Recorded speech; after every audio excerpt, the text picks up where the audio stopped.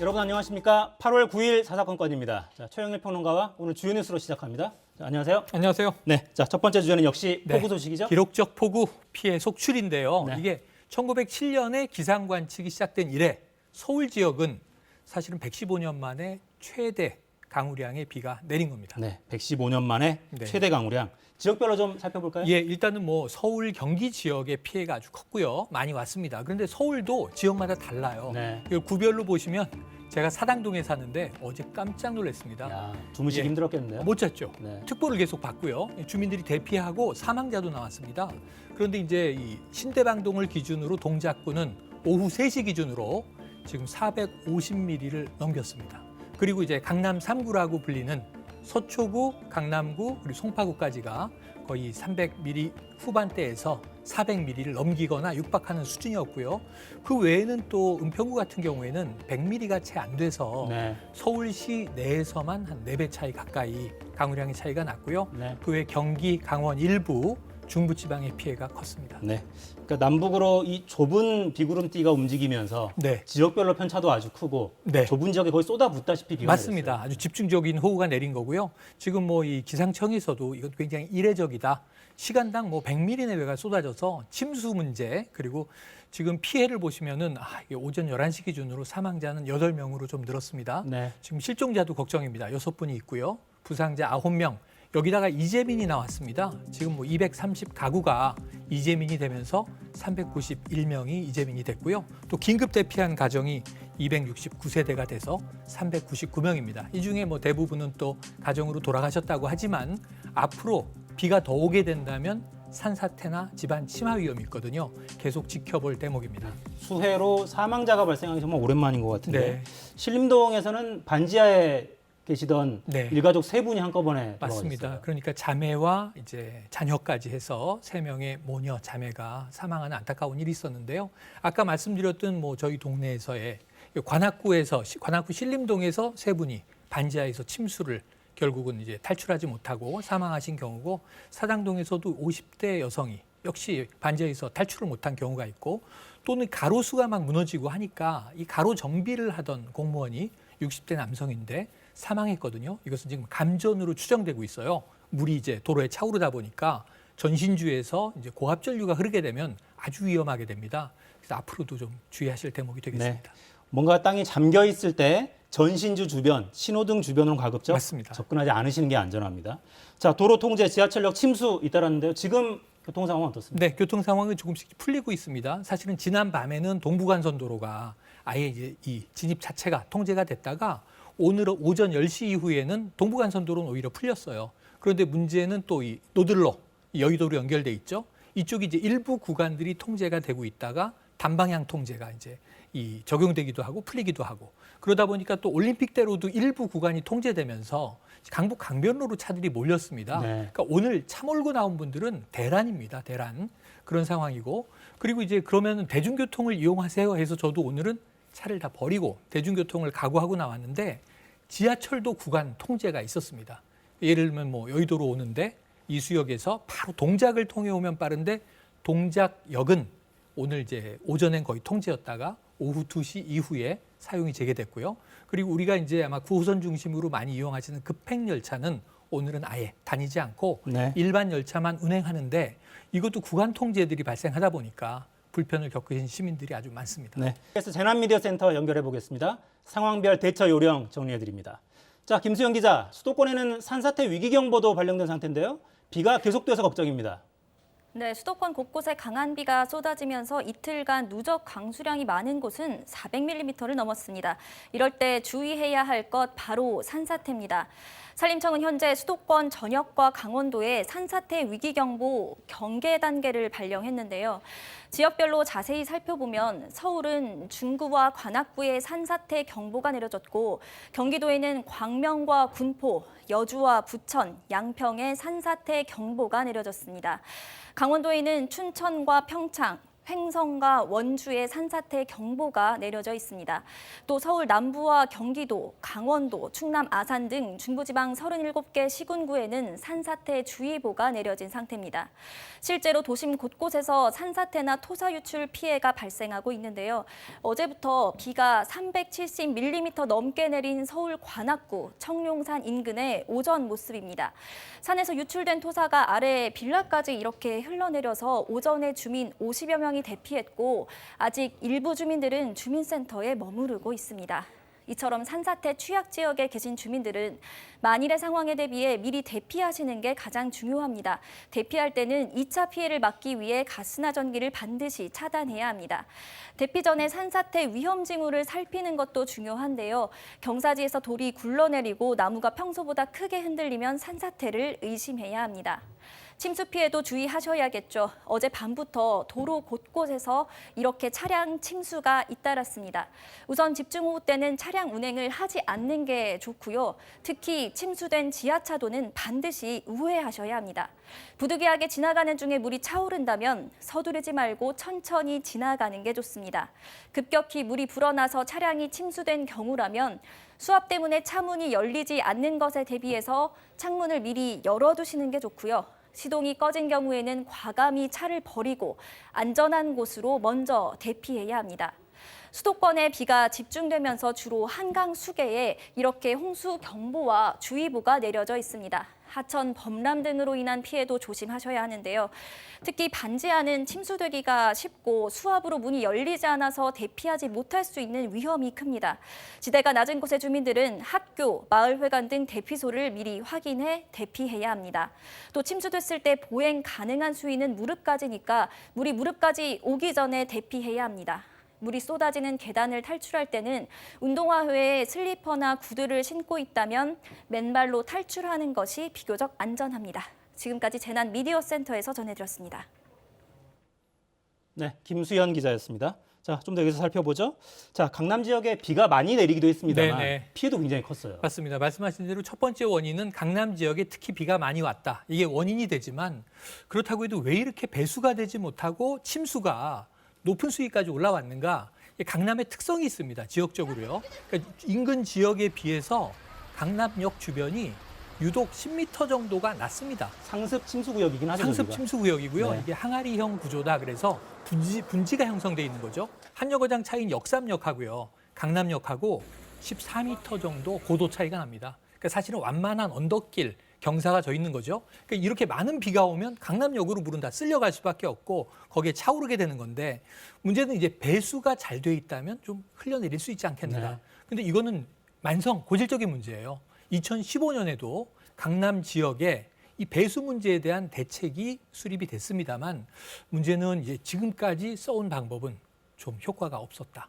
앞으로 어떻게 할 것인가 큰 문제입니다. 그러니까 지하에 큰 물그릇을 만들어서 물을 저장하는 네. 이런 공사도 진행이 됐었는데 그렇죠. 아직은 해결책이 되지 못하는 모양이에요. 그러니까 이제 지금 뭐 워낙 많은 비를 다 담아낼 수 있겠는가 문제도 있고 이것이 담긴다고 해결될 문제가 아니라 또 흘려보내는 문제도 있고요.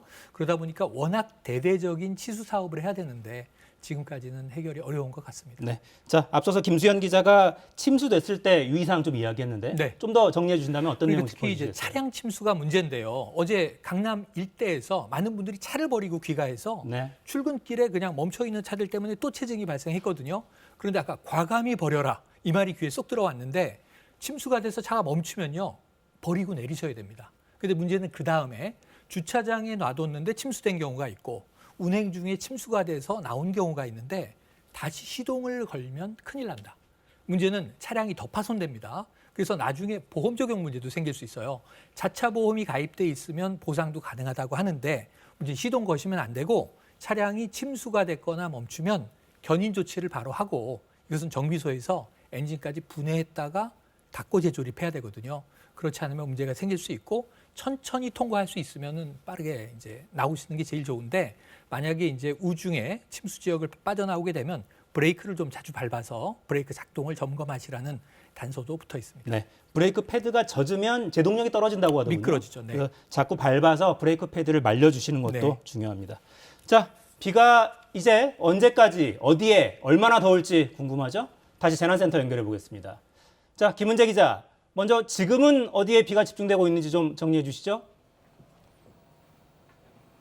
네, 먼저 레이더 영상으로 비구름 상황 살펴보겠습니다. 이 빨간색은 시간당 50mm 이상의 집중호우를 쏟는 비구름대인데요. 이 보시면 오전 내내 서해상으로 유입된 강한 비구름대의 영향으로 수도권 남부와 충청 북부를 중심으로 많은 비가 내렸습니다. 이 현재는 경기 북부와 그리고 강원도를 중심으로 강한 비가 쏟아지고 있습니다. 이렇게 비구름이 올라간 이유는 비구름대 남쪽에 위치한 북태평양 고기압의 강도가 더 강해졌기 때문인데요. 이 현재 레이더 영상으로 보면 오전보다는 비구름대가 북쪽으로 발달해 있는 것을 확인하실 수 있습니다.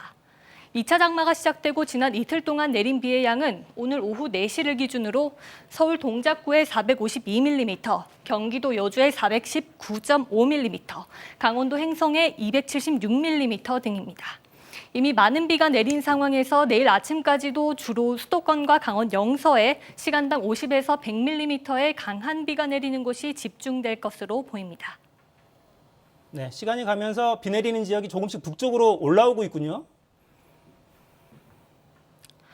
네, 현재는 수도권 북부, 강원 중부 지역에 강한 비가 내리고 있습니다. KBS 재난감시 CCTV로 실시간 상황 확인해 보겠습니다. 먼저 강원 고성의 상리 교차로입니다. 이 점차 비구름이 북쪽으로 올라오면서 이곳에는 시간당 20mm 안팎의 비가 내리고 있습니다. 이 뒤쪽으로는 안개가 잔뜩 낀 모습을 확인하실 수 있고 또 강하게 내리는 빗줄기에 많은 차량이 이렇게 서행을 하고 있습니다. 이 도로에도 물이 많이 고여 있어서 이렇게 차가 지날 때마다 물보라가 있는 모습 확인하실 수 있습니다.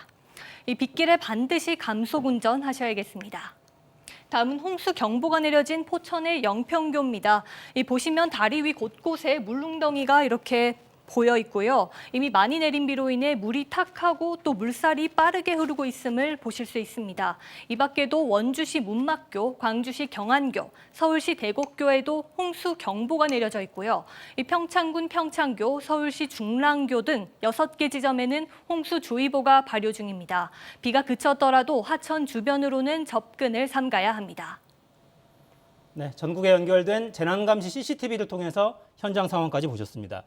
자, 이 비구름대가 움직이니까 지역별로 주의해야 될 시간 다 다르겠죠? 앞으로 어디에 얼마나 비가 더 내릴 걸로 예상됩니까?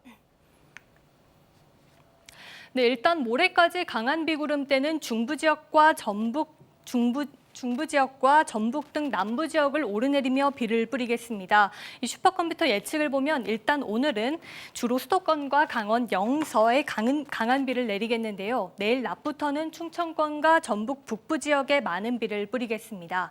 하지만 다시 모레 낮부터는 비구름대가 올라올 것으로 분석되고 있는데요. 모레까지 예상되는 비의 양은 수도권과 강원에 내일까지 최대 350mm 이상, 그 밖에 중부 대부분 지역과 경북 북서 내륙 그리고 전북 북부에도 대개에서 300mm가량 더 내릴 것으로 보입니다.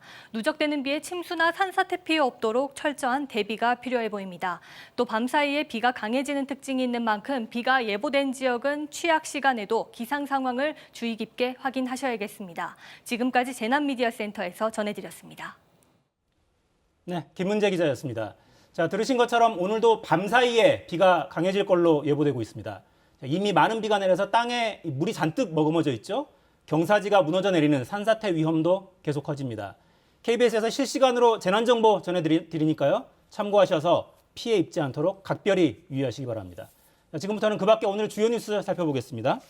자, 아무래도 관심사는 네. 국민의힘이죠. 그렇습니다. 주호영 비대위 출범입니다. 네. 그러니까 사실 지난주에 이제 절차는 진행이 됐죠. 금요일에 상임 정국위가 열려서 자, 당은 비상 상황이다 이렇게 규정을 했습니다. 거기에 따라서 오늘 전국위가 열린 거예요.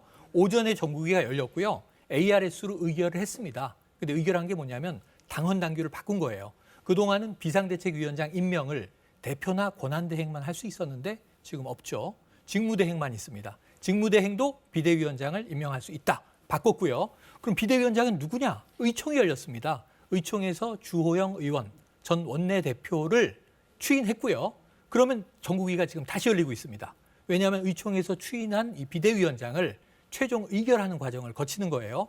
아마 오후 5시가 넘으면 주호영 의원이 비상대책위원장으로 임명이 될 것 같습니다. 임명은 이제 권성동 직무대행이 할 수 있도록 이제 절차를 바꾼 거니까요. 네. 그 다음에는 이제 이번 주 내로 비대위원들이 누가 이제 결성이 되면서 어느 시점에 출범을 하고 문제는 어느 기간 조기 전대를 언제로 잡고 혁신형 비대위로 가느냐, 관리형 비대위로 가느냐 여기에 대한 내부적인 토론이 이어질 것 같습니다. 네. 자, 오늘 아주 숨가쁘게 진행되고 있어요. 오전에 전국위 회의가 있었고 오후에 의원총회가 있었고 그렇습니다. 다시 전국위에서 표결이 진행 중입니다.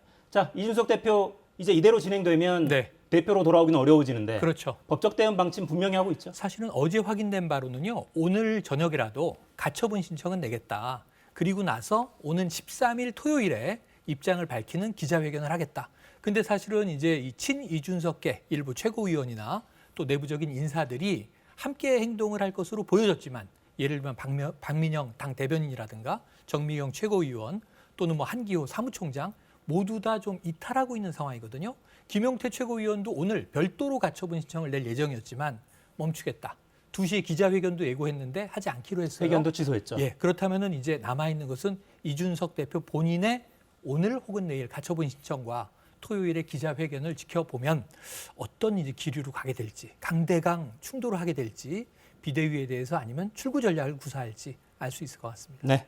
자, 이 부분에 대한 정치적 해석은 잠시 후에 여의도 자사건 코너에 계속 네. 이어가겠습니다. 자, 마무리하죠. 최영일 평론가 수고하셨습니다. 고맙습니다.